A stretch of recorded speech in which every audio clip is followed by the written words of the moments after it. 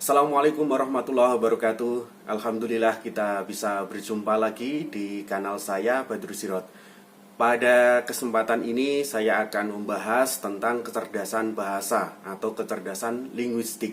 Tapi sebelumnya kita tahu memetakan dulu kecerdasan itu apa. Kecerdasan ini adalah kemampuan atau keterampilan yang bisa dikembangkan.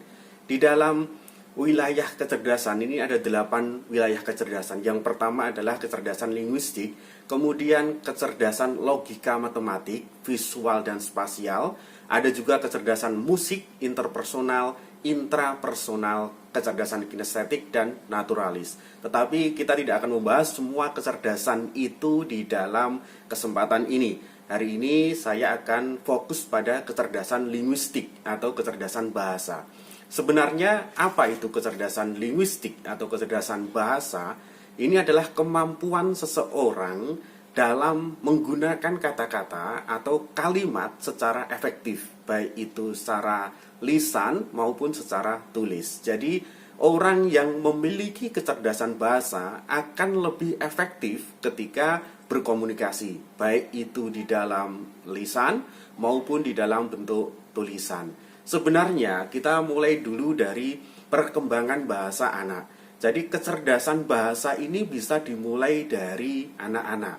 Dari anak inilah sudah terlihat bagaimana ciri anak itu memiliki kecerdasan bahasa. Anak dengan kecerdasan bahasa ini suka bicara, suka mendengarkan cerita, bahkan suka diajak bermain kata-kata. Permainan kata ini bisa merangsang otak untuk berpikir. Jadi anak ini akan memiliki kecerdasan secara linguistik akan terbentuk ketika anak itu gemar untuk bermain kata-kata, gemar membaca. Membaca apa saja, misalnya lihat buku, majalah, kemudian surat kabar, bahkan ada label-label produk ini anak akan suka dengan membacanya. Ketika melihat ada tulisan, misalnya Anda ajak jalan-jalan, ada plat mobil atau plat motor ya, anak kemudian mengejanya, misalnya platnya H1459GF misalnya. Anak ini akan suka membaca, suka melihat. Nah ini sudah muncul kecerdasan bahasa. Bahkan anak dengan kecerdasan bahasa ini suka membumbui percakapan dengan hal-hal yang menarik, yang baru didengar atau baru dibaca. Pengalaman baru yang dihadirkan anak ketika bercerita, ketika diajak bicara, ini bisa menandakan anak itu memiliki kecerdasan bahasa yang baik. Sebagai orang tua ini perlu untuk merespon, perlu untuk memancing supaya kecerdasan bahasa ini akan terarah dengan baik. Yang pertama apa? Misalnya dengan mengajak anak ini berdiskusi tentang berbagai topik bahasan dan juga sering mengajak ini untuk berdialog. Sehingga anak dengan orang tua yang sering menemani dalam hal bicara, komunikasi, ini akan lebih cerdas secara bahasa daripada orang tua yang mendiamkan anaknya. Dalam artian bukan mendiamkan secara fisik ya, tetapi mendiamkan secara bahasa. Di rumah diam-diaman misalnya, ini anak akan berkurang. Tetapi anak dengan orang tua, dengan lingkungan yang sekitarnya ini menjadi faktor untuk merespon anak, untuk memberikan jawaban, untuk berkomunikasi, ini akan baik. Anak dengan kecerdasan bahasa yang baik ini sangat senang bila dibacakan buku atau cerita oleh orang tuanya. Jadi membacakan cerita atau dongeng misalnya kepada anak ini sangat baik. Apalagi gerakan literasi nasional ini kita diminta sebagai orang tua misalnya, diminta untuk membacakan, paling tidak membacakan dongeng atau buku atau cerita yang memiliki karakter untuk tumbuh kembang anak. Ini sangat bagus. Anak dengan kecerdasan bahasa ini suka sekali kalau diajak pergi ke perpustakaan atau toko buku misalnya. Ini mereka sangat tertarik. Kemudian potensi anak dengan kemampuan bahasa akan makin terasa dengan mengajak anak ini untuk bercerita. Saya katakan lagi bahwa bercerita ini sangat baik untuk menumbuh kembangkan kecerdasan bahasa pada anak-anak. Ada beberapa hal yang perlu diperhatikan oleh orang tua ketika memiliki anak usia produktif dalam hal bahasa. Yang pertama adalah dengan metode bertanya. Jadi kecerdasan bahasa ini bisa diasah dengan kemampuan bertanya, dengan metode bertanya.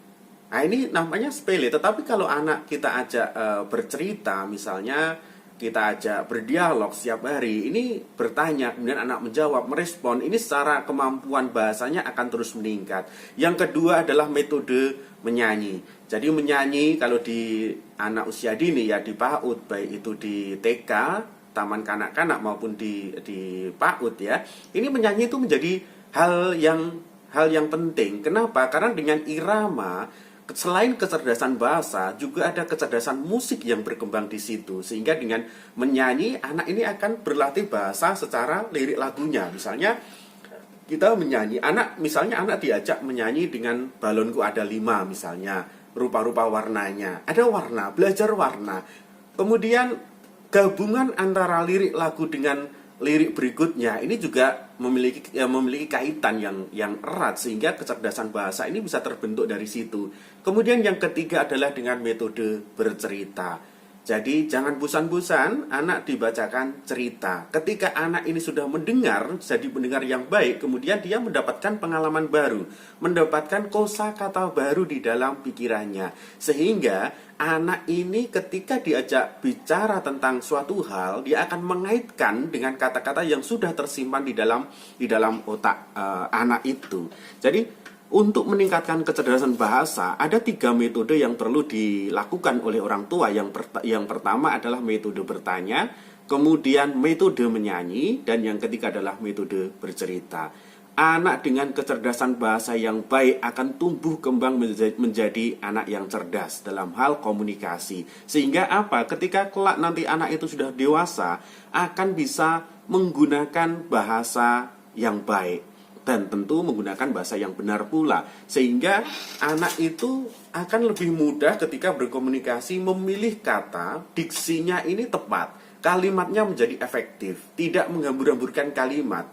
Sebagaimana di dalam kaidah bahasa ini ada namanya bidal kuantitatif. Kalau kita terlalu banyak menghamburkan kata di dalam sebuah kalimat, ini menjadi komunikasi tidak efektif. Sehingga perlu kecerdasan bahasa ini ditumbuh kembangkan mulai dari anak usia dini.